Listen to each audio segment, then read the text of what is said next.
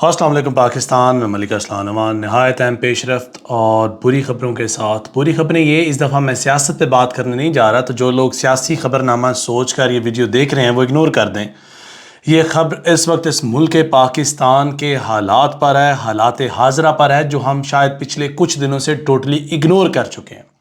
اس ملک پاکستان کے اندر ایسے دل سوز واقعات رونما ہو رہے ہیں جس کی نظیر شاید نہیں ملتی، لیکن ہم بضد ہیں کوریج کرنے کو ایک شخص کو، اور ہم بضد ہیں میڈیا پر بات کرنے کے لیے ایک بندے کے بارے میں، پولیٹیکل انالیسس کے بارے میں اور پولیٹیکل تھنگس کے بارے میں. اور اسی تناظر میں ہم بہت اہم پیش رفت، بہت اہم واقعات، بہت دل سوز واقعات جو ہیں وہ اگنور کر رہے ہیں، جو ہمیں نہیں کرنے چاہیے.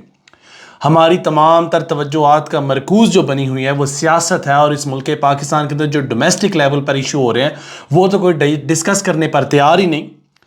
اور اگر میں بات کروں ڈومیسٹک ایشوز کی، تو سب سے پہلے اپنے نظام تعلیم پر نظر دوڑاتے ہیں. اور جس قدر گھٹیا ہمارا نظام تعلیم ہے، کامسرج یونیورسٹی کے اندر ایک اسائنمنٹ ہے، اور اس اسائنمنٹ کے اندر ایک گیسٹ لیکچرر ہیں، انہوں نے ایک ایسے شیئر کیا ہے. انہوں نے کہا جی ایک ایسے لکھیں آپ 300 الفاظ کے اوپر، اور وہ ایسے کے اندر آپ نے بتانا ہے کہ what do you think about, آپ کیا سوچتے ہیں. یار یہ بات اتنی واقعات ہے اور بلو دی بیلٹ ہے کہ میرا ضمیر ملامت کر رہا ہے کہ بات آپ کے ساتھ شیئر کرنے پر، لیکن دبے چھپے لفظوں میں بات کر دیتے ہیں. سمجھدار کو اشارہ کافی ہے کہ ایک کہانی ہے جس کے اندر ایک بہن اور بھائی کے ناجائز تعلقات سے ریلیٹڈ ہے، اور یہ کامسرج یونیورسٹی اسلام آباد کے کیمپس کوئز نمبر 4 یہ کوئز پیپر تھا. ظاہری بات ہے 15 نمبر تھے اس کے، اور سیمیسٹر پہلے والا تھا. کورس کا کوڈ ہے HUM 100 اور پروگرام نے ہے BSc. جولیا اینڈ مارک کسی گورے کی کہانی ہے، اور بڑی بے شرمی والی بات ہے.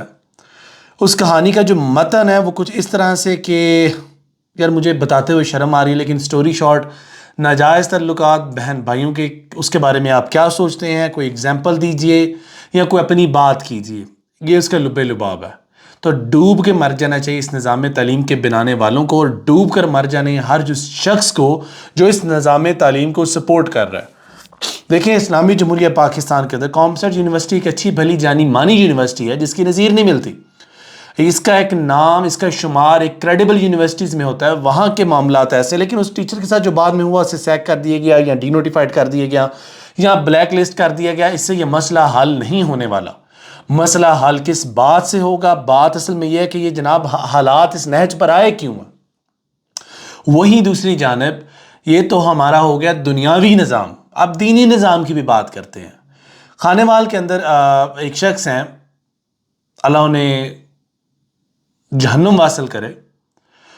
وہ ایک معصوم بچی ہے 6-7 سال کی، اس کو قرآن پاک پڑھانے آتے ہیں. وہ ویڈیو میں شیئر آپ کے ساتھ نہیں کر پا رہا، میرا ضمیر اور میری تربیت مجھے اجازت نہیں دے رہی، لیکن کچھ پلیٹ فارمز میں ویڈیو لگائی ہے بغیر بلر کیے. تو اگر آپ کو زیادہ تجسس ہو اور آپ نے اس بات کی کریڈیبلٹی دیکھنی ہو تو آپ وہ یقیناً سرچ کر سکتے ہیں. اب ہوا کیا ہے، گھر والوں کو شک ہوا ہے کہ جناب والا کہ ان کے بچوں کے، ان کی بچی کے ساتھ جو قاری صاحب ہیں وہ کچھ ایسی حرکتیں کرتے ہیں جو شاید اسے نہیں کرنی چاہیے. اور بچی شکایت کر رہی تھی، گھر والوں نے پہلے ٹالا کہ بچی شاید پڑھنا نہیں چاہ رہی، اور اگر وہ پڑھنا نہیں چاہ رہی تو ہیلے بہانے کر رہی ہے. لیکن بعد میں انہوں نے سیریس لیا، انہوں نے چھت کی سیلنگ پھاڑی، اور چھت کی سیلنگ پھاڑتے ہوئے وہاں پر موبائل لگایا ایک اینٹ اکھاڑ کر.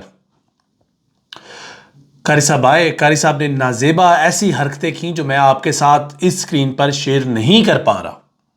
بعد میں ان پہ FIR کی گئی، اور گھر والوں نے اپنی مدعیت میں FIR کروائی. الحمدللہ یہ بات ایک بڑی اچھی بات ہے. دبانے کی بجائے، چپ رہنے کی بجائے بولنا مناسب سمجھا، اور بولنا ہی ہر چیز کا حل ہے. چپ رہ کر بیٹھنے سے آپ کے مسئلے مسائل حل نہیں ہو جائیں گے. آپ کو اپنی آواز اٹھانی ہوگی، آپ کو بولنا ہوگا، آج نہیں تو کل. جب تک آپ اپنے حقوق کے لیے نہیں اٹھیں گے، اور جب تک آپ ان درندہ صفت لوگوں کی شناخت نہیں کروائیں گے، تب تک یہ نظام عدل حرکت میں نہیں آئے گا. باقی میں بات کر رہا تھا دنیاوی تعلیم کی اور دینی تعلیم کی. اس کے ساتھ ساتھ میں اخلاقی اقتدار کی بات بھی کرتا چلا جاؤں، جہاں پر ہمارے ایک ریٹائرڈ صاحبان ہیں.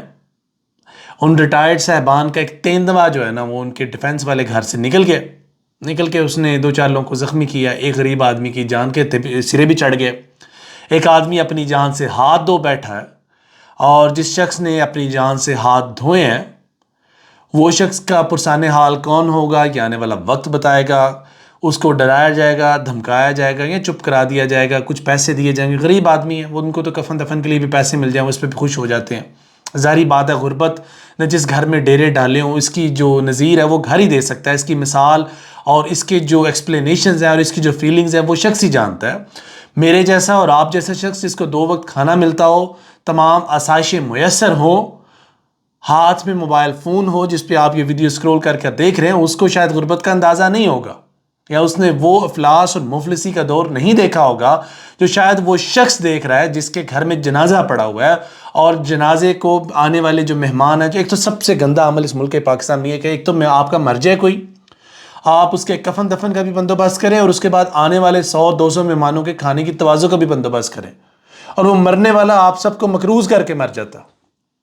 آپ لوگ تو دعا کرتے ہیں برے وقت میں کوئی مرے بھی نہ، ایسے حالات ہوں، اس کے باوجود ہماری اخلاقی اقتدار کہاں بیٹھی ہیں جناب؟ ہماری اخلاقی اقتدار گئی ہیں، میں کیا بولوں یہاں پہ، اخلاقی اقتدار کا ہمارا جنازہ اٹھایا جا چکا ہے. اور اس کے بعد ہم بات کرتے ہیں جی ہم ایک گریٹ نیشن ہے، گریٹ قوم ہے، ٹگے ٹگے کے ہم محتاج ہیں، ہم ایک گریٹ نیشن اور گریٹ قوم کے نعرے مارتے ہیں. باقی ایک بہت بڑی ڈیولپمنٹس ہے کہ صدر پاکستان نے الیکشن کی ڈیٹ دے دی ہے. بہت بڑی جو خبر ہے میں آپ کے ساتھ بریک کر رہا ہوں. اس پر پراپر ویلاگ جو ہے وہ میں آپ کے ساتھ بعد میں شیئر کر دوں گا. جب میں ویڈیو ریکارڈ کروا رہا تھا تو مجھے میسج موصول ہوا ہے 9 اپریل کو الیکشنز کی ڈیٹ دے دی گئی ہے صدر پاکستان کی جانب سے. الیکشن کمیشن کو انہوں نے بلایا تھا. الیکشن کمیشن کی جو شان ہے وہ اس میں گستاخی ہو رہی تھی وہاں جانے سے، لہٰذا وہ وہاں پر نہیں گئے. تو ابھی الیکشن کمیشن آف پاکستان نے ڈیٹ دے دی ہے، 9 اپریل کو وہ ڈیٹ دی جا چکی ہے. اب دیکھنا یہ ہے کہ حکومت کے پاس اس وقت کون سا خانہ ہے جس کو ابھی انہوں نے چیک کرنا ہے، اور کون سی چیزیں ان کے پاس پڑی ہیں جن کو وہ ابھی ٹیکٹکس سلو کرنے کے ٹیکٹکس، کون سے ٹیکٹکس وہ استعمال کر سکتے ہیں. اس کے علاوہ عمران خان صاحب کی پیشی تھی، عمران خان صاحب کورٹ میں جا چکے ہیں. بہت بڑی ڈیولپمنٹس ہیں جو میں آپ کے ساتھ نیکسٹ ویلاگ میں شیئر کروں گا. ابھی تک کے لیے آپ اپنے ہوسٹ کو اجازت دیجیے. فی امان اللہ، خوش رہیں، آباد رہیں، اللہ حافظ.